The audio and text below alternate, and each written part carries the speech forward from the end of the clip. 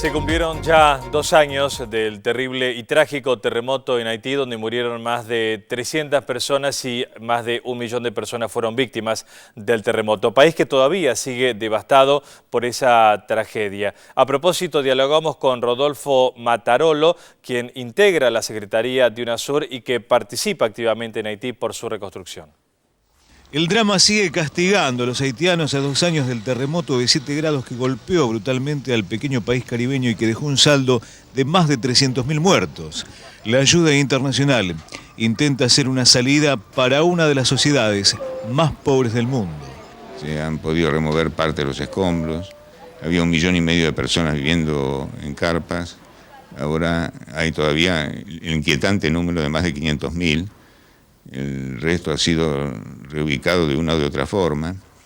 Se hacen esfuerzos considerables para contener las enfermedades transmisibles. Por ejemplo, cuando estalla la epidemia de cólera en octubre del 2010, es muy decisiva la intervención solidaria, generosa de Cuba. Cuba despliega 1.200 trabajadores de la salud en Haití en ese momento. Existen actualmente 1.200 trabajadores de la salud en la Brigada Médica Cubana y 400 haitianos formándose en medicina en Cuba. Es un esfuerzo considerable y señalo que UNASUR Haití, que apoya programas de médicos del mundo, de la sección argentina de médicos del mundo, interviene en estos programas. Nosotros estamos trabajando, interviniendo en 2 zonas diferentes, en una zona que tiene que ver, que fue el epicentro del sismo, en la zona de Leogán, que queda a unos 20 kilómetros de Puerto Príncipe, principalmente en zonas rurales y costeras, de comunidades campesinas y de pescadores artesanales, en toda una estrategia de atención primaria de la salud, de estrategia promocional y preventiva, digamos, principalmente con lo que tiene que ver con el combate al cólera. Se visita cada casa, digamos, semanalmente, digamos, con promotores de salud. Nosotros tenemos aproximadamente unos 450 promotores de salud comunitarios formados en las 2 zonas de proyectos. Todos los promotores son voluntarios, digamos, o sea, todos los promotores participan, digamos, porque son integrantes y son referentes de sus comunidades. En gran medida esos espacios territoriales y comunitarios son, si se quiere, como el primer nivel de atención, digamos, de Haití, porque en estas zonas que estamos no existe un sistema de salud, digamos, o sea, hay una gran deuda pendiente en Haití, digamos, con respecto a la cobertura de salud. Casi el 90% de la población no tiene cobertura. Y imagínate el acceso en zonas rurales, el 60% de la población haitiana es rural, en zonas que son montañosas y que son de muy difícil acceso. Entonces nos parece que ahí también hay un gran desafío que nuestras organizaciones, por lo menos en el caso nuestro de América Latina, tenemos que estar presentes, digamos. Todavía hay miles de haitianos sin vivienda, sin trabajo. Es el país más pobre de América y vos estuviste, Pedro, en Haití después del terremoto. Efectivamente, y Juan, los que están ahora en Haití dicen que las imágenes no han cambiado mucho respecto a lo que yo pude ver pocos meses después del terremoto. Todo depende de los lugares que uno vaya. Es verdad que se han removido muchos escombros, pero también es verdad que todavía hay muchos escombros en las calles. Es verdad que había 1,5 millones de personas que vivían en campamentos y que hoy hay 500.000. Esto significa que han bajado. Claro, 500.000 sigue siendo una cantidad muy grande de personas en las calles que viven en campamentos desplazados. De hecho, el campamento más grande en Puerto Príncipe, la capital, está justo al lado del Parlamento, de la Casa de Gobierno, que vendría a ser una especie de Plaza de Mayo respecto de lo que es la Casa de Gobierno en la Argentina, para que alguien se pueda ubicar. Todavía hay en muchas plazas campamentos muy importantes. ¿Cómo hacer un balance de la ayuda humanitaria que llegó, de los trabajos que se han realizado? Y es muy difícil y depende, Juan, con qué ojo se lo mire.